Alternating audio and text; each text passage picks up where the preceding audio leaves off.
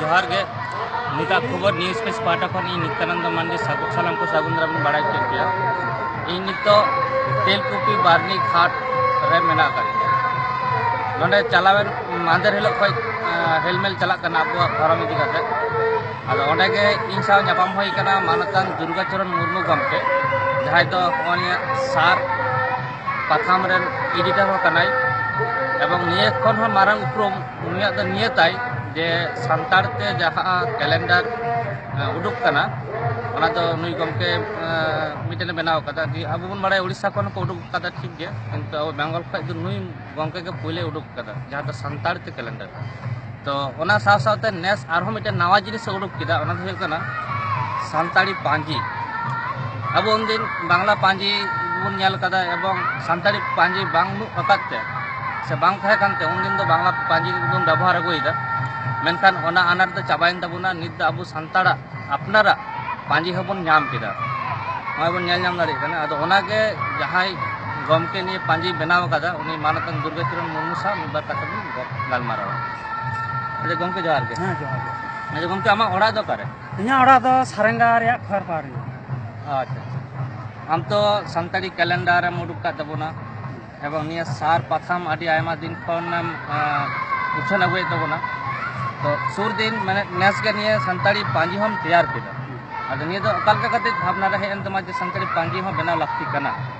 होय आदो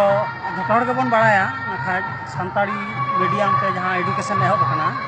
अब राज्य सरकार पहाटा खन तो नुकु नेस अब बन बाड़ाया माध्यमिक को एमके तबना सानताड़ी मीडियम ते अब नोकान पठुआ कोगे आकोरन माचेत को ठेन कुकली को दोहो किदा जे गमके अबवा ताले तीन साल चला कना हेसे आदो उनको माचेत नखा तेला पठुआ को बांग को एम दाड़ा हेसे जेहेतु बानु तबना आदो उन समय उनको माचेत गमके को उनको कुली लेदिया कि जे गमके ताहले अबवा दो तीन साल चला कना सानताड़ी को आदो हो निकना मिटांग कुकली तालाते अपनारा मने रहो मिटांग चिंता भावना सेटेरेना जे सारी के तो अब दो ओय मिटांग प्राइमरी खन यूनिवर्सिटी अभी ओय सानताड़ी मीडियम एजुकेशन एहबना मेनखान अपरन पठुआ नोंकान को कुकली कना मेनखान माचेत अब उनको तेला बाबन एम दाड़ा कना ना अडी मारंग मिटांग लाजारना हो कथा कना एवं पठुआ को विभ्रांतवा जे अब सानताड़ी तेले पढ़ा कना नवा को बनु तले अब ओनी कना चिंता भावना खन खिस्टाब दो मेना बंगाब दो मेना हिजरी सन मेना तले अब चिदा होय बनुआ अथचो उनको को पढ़ा कना तले होनिए चिंता भावना खन गे जखन माचेत इनको मेता दिया नवा खन गे चिंता भावना हेजना जे अब जहां लेका तेगे नवा मोटामुटी मिटांग कैलेंडर बा साल दो उडुंग हुआ अब नवा खना के नवा ना उयर भावना ना जाना अच्छा नोंडे नेलोक कना अब सानताड़ लेका ते दो 9,900 चंपाब दो अदो निये दो अकाल के कते उडुकना अब अदो निने चला कान तबुना मेनते होय अदो नोंकाना मिटांग उयर भावना ते अदो निजे हो ये होइना कटी आरो आयमा पुथी को माने घंटा बड़ा होइना अदो ओंडे नेलना जे अब दो चांदो हिसाब ते मिटांग लेखा जोखा हुई तबना जे नवा दो चांदो अब तो चांदो बन लिया है से मंथ जहां इंग्रेजी को लेदा ना दो चांदो बन लिया अर्थात अब तो चंद्र वर्ष अदो ओनिए लेका तेगे आरो कटी घंटा लहा होइना जे अबो नवा कैलेंडर दो मिटांग मोचा मोचा ते दो मेना गया किंतु लिखित आकार दो बनुआ ओका लेका जेमन नवा जहां गेलबार गोटांग चांदो तो मेना गया नवा चांदो को आरहो जे मुलुक खना आंबाबसी मुलुक खना आंबाबसी माने मुलुक माने गे चांदो रेना पहिलो दिन एवं आंबाबसी कना चांदो ना मुचाद दिन और आंबाबसी दोसार कना आरो मुलुक दिन हाँ प्रत्येक चांदो नौका कते नवा मिटा हिसाब नाम किदा आदो नौका कते जहां चंपाब दो ना कथा नवा कथा दो नौका कते हेजना जे अब बन बाड़ाया ख्रीष्टपूर्व 1,500 शर्मा लहा अब नवा चंपा दिसम से सिंधु सभ्यता नवा ध्वंस हेसे ताले नवा ध्वंस मारांग अब पूर्णांग जखन मिटांग चंपा दिसम तहे कना जे मोहनजोदाड़ो सभ्यता ना जहां पूर्णांग मिटांग रूप तहे कना जखन हेसे सके जीवन खंडाव को एतहब लेदा हेसे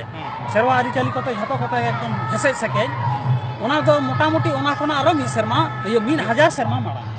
हेसे ताले 1,500 ख्रीष्टपूर्वाब्द और अंत 1000 ख्रीष्टपूर्वाब्द ताहले 2,500 ख्रीष्टपूर्वाब्द एवं नोते ख्रीष्ट 2000 17 ya 18 निकल चला है से ताले मोट ओना योग कते होइना 4518 चंपा तामने जेमन ख्रिस्टाब्द मुस्लिम को हिजरी बांगाली को बंगाब्द उनका के सानतार को चंपाब्द और चंपाब्द दो ओने जेहेतु अब चंपा मिटांग ससनो ताहे कना चंपा दिसम मेनते है से जहां दो साना बराबरी अब बन बडाय अदो ओना हतेते ओना दो इन निजे खुना के ओना दो चंपाब्द छितिए रदा अच्छा निये तो बांग्ला पांजी खन अनुवाद होई कना से तो पूरा मौलिक अब सानतार लेकाते तैयार होई कना होय अदो नोआ नखा अडी हड़गे नोआ जहां पहिलो कवर पेज मेना ओना जहां राशि कोरेना चितर को मेना से अदो ओना नेल तो होयतो अडी हड़गे स्वाभाविक भाव तेगे मिटांग मने रे सेटर को जना तो कॉपी कना है से अदो नोआ अब बडाय लग कान तबना जे नोआ राशि को दो जे मिटांग बांगाली को कना नोका से उड़िया को नोका दो ना तो यूनिवर्सल माने मिटा जागतिक कना है से सार्वजनीन एवं विश्वजनीन ओना एस्ट्रोलॉजी जहां ओना दो जहां को लेदा ज्योतिर्विज्ञान नोआ को टोटल मिटा सर्व भारतीय अनुଯାयी नोआ मिट गया अदो ओना होते ते नोआ बाबू बडाय लग कना जे नोआ दो कॉपी कना ओका ना तो नोआ दो अब नोआ दे इंग्रेजी रे मेना बांग्ला रे मेना हिंदी रे जतर के जापानीज चाइनीज अच्छा तो बांग्ला रे जेमन सागुन माहा को तहना बांग्ला पांजी करे ओका माहा रे दो छटियर दाड़िया ओका माहा रे बापला दाड़िया ओना को हो निये रे एम ओनका मेना का होय अदो ओनी जहां अब बन नियाम दा नितो नोआ दो टन ट्रायल वर्जन कना पहिलो जेहेतु छपड़ा हो कना अदो उन इन डिटेल्स दो बानुआ तबे अबवा सेरवा आरिचली एवं साले जहां बंगा बुरु को मेना ओना को दो झतो गे मेना एवं किछु किछु अब जहां महापुरुष से हपराम को मेना को जन्म माहा गुर माहा ऐसे बाहा मा मोरा दसाय सोराय कराम जमसिन एरो इरो ओने को दो झतो गे मेना एवं दाराय कन शर्मा रे दो आले चेष्टाय दा जे नोआ टोटल तो मेटांग कैलेंडर से पांजी नांगो रो एमना मेटांग इके बना अब सानतार को मुद्रे नित हो जे मिल साथे बाहा सोराय रेना चल बांगो लागो दाड़ी कादा तो ओना रेना मिटन कुरुमुटु चला कना गावता तालाते आर नाना हुनर भाबते तो